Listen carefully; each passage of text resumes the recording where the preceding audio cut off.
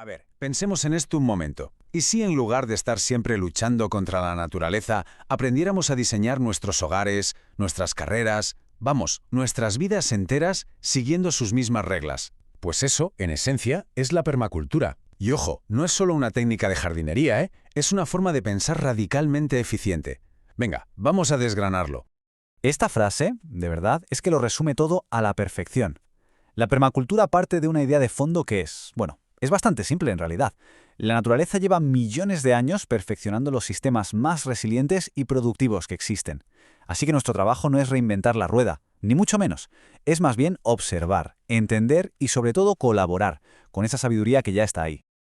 Y aquí es donde vamos a romper el primer gran mito, que es importante aclararlo desde ya, porque seguro que al oír permacultura a mucha gente le viene a la cabeza huertos y compost. Y sí, claro que eso forma parte, pero es que eso es solo la puntita del iceberg.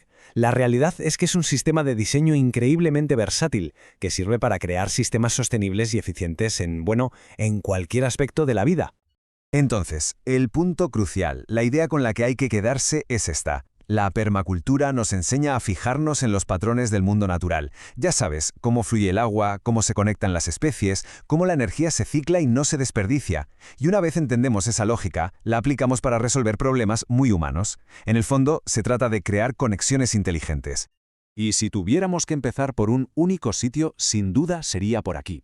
Este es el primer principio, y probablemente el más importante de todos.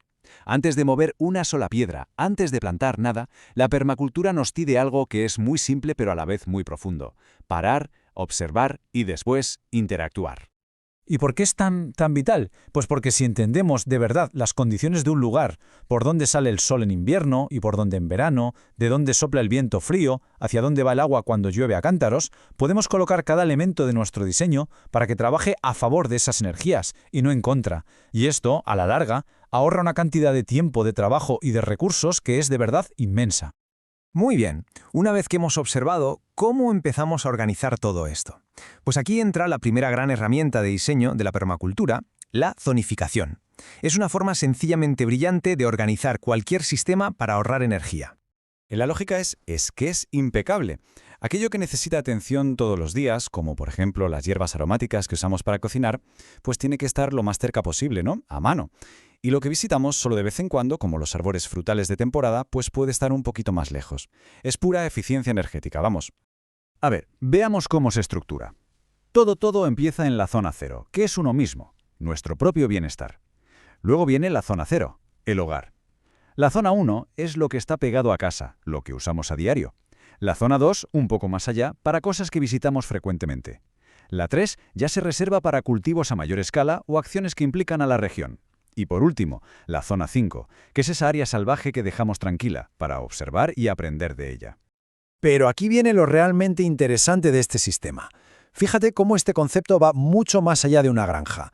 En una granja, vale, la zona 1 es el huerto, pero en un piso de ciudad, la zona 1 es ese jardincito de hierbas que tienes en el balcón.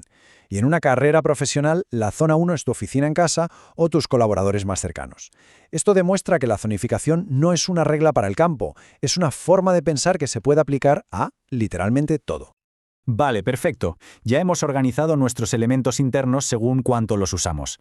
Pero claro, ¿qué pasa con esas fuerzas que no podemos controlar? Como el sol, el viento o, qué sé yo, el ruido de una carretera que pasa cerca. Pues para eso, justamente, tenemos la segunda gran herramienta de diseño que además complementa a la perfección a las zonas. Es el análisis de sectores. Básicamente se trata de hacer un mapa de todas esas influencias externas que atraviesan nuestro sistema. Si lo piensas, es el contrapunto perfecto. Mientras que las zonas nos ayudan a organizar lo que está dentro de nuestro control, el análisis de sectores nos ayuda a diseñar en respuesta a todo aquello que viene de fuera. Es como un mapa de las fuerzas naturales y humanas que nos afectan. Y esas energías pueden ser de muchos tipos, ¿eh? Mapeamos la trayectoria del sol para saber dónde poner un invernadero. Identificamos de dónde vienen los vientos fríos para plantar una barrera de árboles que nos proteja. O analizamos las vistas para decidir dónde colocar una ventana. Incluso cosas como el riesgo de incendio o el paso de animales salvajes son sectores a tener muy en cuenta en el diseño. Y este ejemplo lo ilustra de una manera brillante. Es la filosofía de convertir problemas en soluciones. ¿Que el sol de poniente te achicharra la casa en verano? Pues en lugar de gastar una fortuna en aire acondicionado, diseñas una solución que trabaja con esa energía. Pones una pérgola con una planta de hoja caduca como una parra.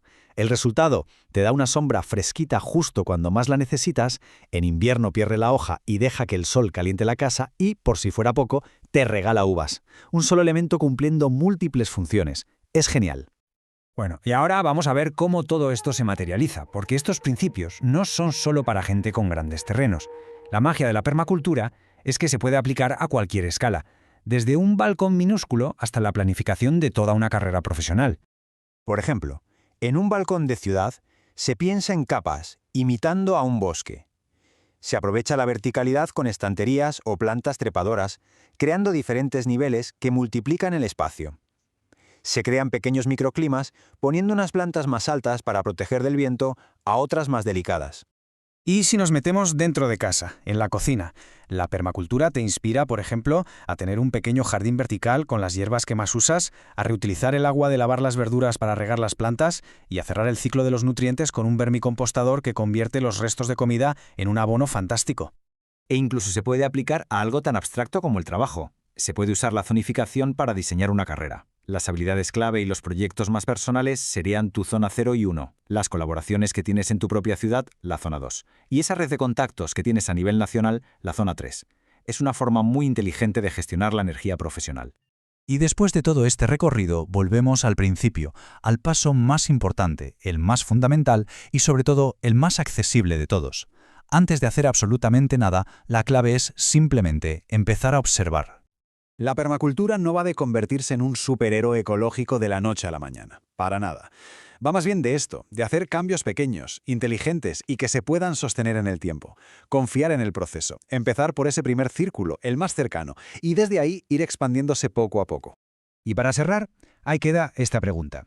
La próxima vez que alguien mire por la ventana o salga a dar un paseo, la invitación es a observar de una forma diferente, a no ver solo árboles y edificios, sino a intentar ver patrones, flujos de energía, relaciones, y preguntarse, ¿qué pequeño patrón de la naturaleza se podría aplicar hoy mismo para hacer un sistema, por pequeño que sea, un poco más eficiente y un poco más resiliente?